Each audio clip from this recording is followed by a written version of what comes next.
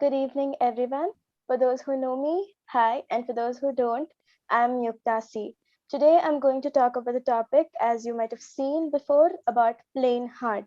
Now, many of you might have been wondering what is plain heart. Well, at the end of this talk, you will definitely know what I'm talking about. But I'll just give you a brief idea about what a plain heart is. So let's get started.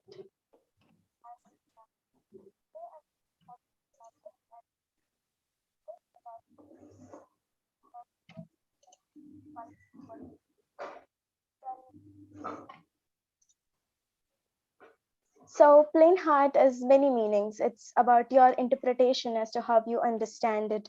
What I mean by plain heart is without duplicity.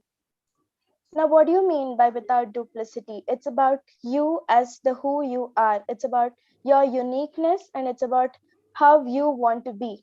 So, before I talk about the two aspects that I will be doing this session about, I want you to do a small task. Not a complicated one. All I want you to do is think of 10 names in your life whom you love the most. I repeat, just think of 10 names in your life whom you love the most. You might also comment if you would wish to, but just give it a thought.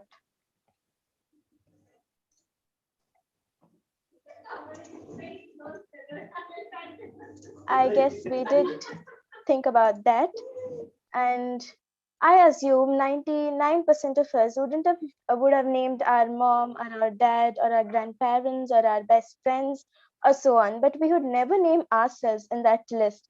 And if you have named yourself, well, congrats. But if you haven't, this is to you to tell that you gotta love yourself. So the first thing that I'm going to talk about today is about love yourself. Now, what do I mean when I say love yourself?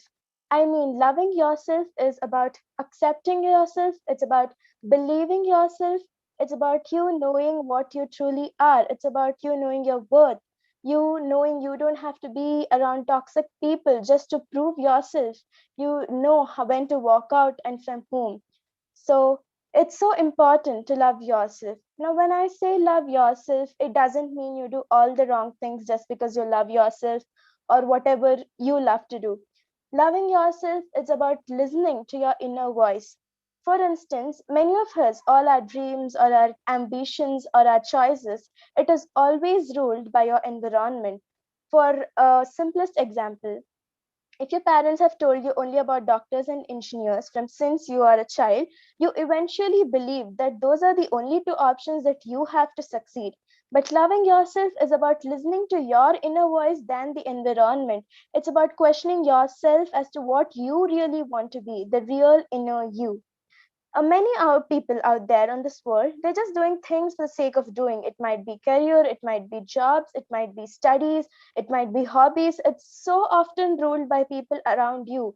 Your choices are rarely made by yourself independently. So here today I'm going to talk about why it is so important to put your own choices preferred to others. It's not that you have to not listen to them, but it's about you have to listen to yourself better than what you listen to others in a right progressive way.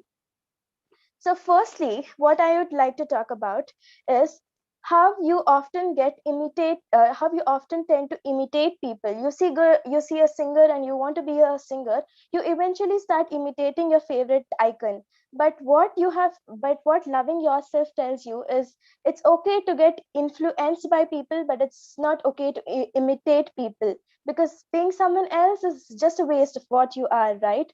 So loving yourself is being how you are. It's about being the best version what you could be. And many of us would have faced so many judgments in our life, right? In this, our peers would have been like 16, 17, or 18. And in this short lifespan of what we have experienced, all we see are people who judge us or people who criticize you. Of course, constructive criticism is good, but there are often very less people who praise you, who appreciate your efforts, who take time to think about how much you have gone through to give those results.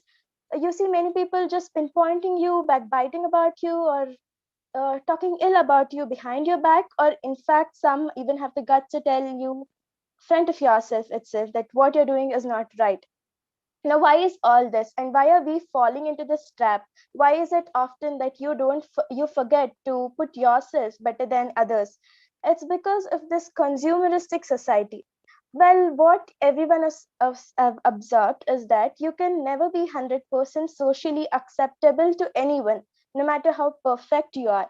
That is because we live in a society where we make our living by selling stuff, right? We make people feel they're so less, and you make them buy stuff so that you make a living. That is how living on earth goes.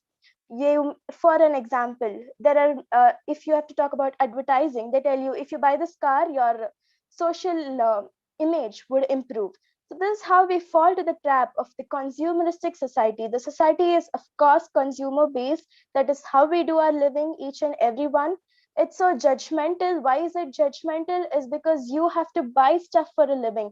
How do you buy stuff? When they make you feel you're less, then you often fall into the trap that yes, maybe if I could do this, then maybe I could be better. And that's how you become a product, or you become a consumer, or you become a customer to the society. Now, what I want you to do is leave aside this consumeristic society and listen to the one who you want to be. And despite of all these back ills, or despite of all these cons of what you have, like your judgments or your failures or your criticizing, all this, there is never a person in your life who just comes up to you and tells you're so perfect. And if they have told you, then they're lying. You can be perfect only to one person. There is only one person in this world who can tell you you are so perfect. And guess what? That's going to be you. That is why you need to love yourself enough. Now, if I have to still name reasons as to why you have to love yourself, if you don't love yourself, or if you don't believe yourself, then you will never get the motivation to do things that your aim is set up to. You don't trust yourself, then who else does, right? So it's so important to love yourself. So whenever you feel you're not worth it, or whenever you feel you're not good at it, just give it a thought and just name three things that you love about yourself, because you need to love yourself. Now, before I talk about the next topic, I would like you to all ask yourself, do you enjoy gifts? Well, I definitely enjoy gifts. When someone gives me things, I feel I am someone special in their life. I play an important role to make themselves a priority to give me gifts, right? We all enjoy gifts. But let me tell you, these gifts are short lived. Why? Imagine there is a small kid front of your house playing something. You just give that kid a small toffee. How happy does that kid feel, right? The effort you put is so small, but the gratitude that the kid shows, the smile on that kid's face, is so much more worth it. This is said by a famous person called Winston Churchill, who quoted that we make a living by what we get, but we make a life by what we give. So, this famous quote was said by Winston Churchill, which is often the way we live our lives. One of the smallest efforts that you put might have brought so much of impact in their lives. It might be as simple as talking to an old person who is alone in the park. He must have been so lonely. If you just tell him a hi or give him a smile, the gratitude he shows to you is so much more worth it. Or it might be your junior whom you're giving a small advice, or it might be your sibling in your home whom you're trying to help when he or her is caught up with a fight with your parents. So, the greatest joy of all living is the joy of giving. Another thing, what I wanted to tell is about Mahatma Gandhi, who once said that to find yourself, you must devote yourself in the service of others. Imagine whenever you're unhappy or whenever you feel sad, all you have to do is make someone else happy or be the reason for someone else smile, and see what therapy does that to you. You eventually end up smiling yourself, you eventually end up making yourself happier. Well, this is almost followed by all those people who are lonely, or all those people who are without a family. All they do is they engage in social activities, or they engage in orphanage businesses, or they engage into people to help people, which eventually makes them happier and get rid of their loneliness. So the greatest joy of all living is the joy that comes from giving.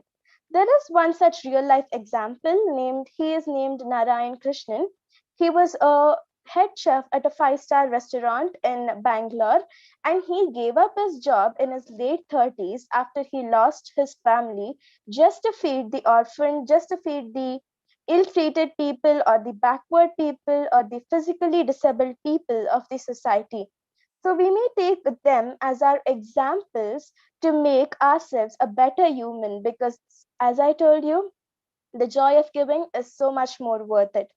So today, I wanted to tell you that the flaws you see in your reflection aren't actually your flaws. They are just simply protection against all those doubts you have about your perfection.